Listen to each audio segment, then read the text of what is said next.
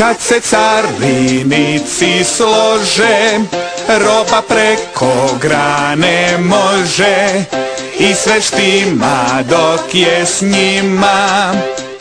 I državni inspektor i murjaka 6 komada, sloga na carini vlada. Ako ne mre dati eure, taj će morat pošteno. Kad se male ruke slože, nekretnine sam se množe. Tko zna što si misle nakon što su htjeli zakon. Poslije svega nema bijega, Karamarko sada njih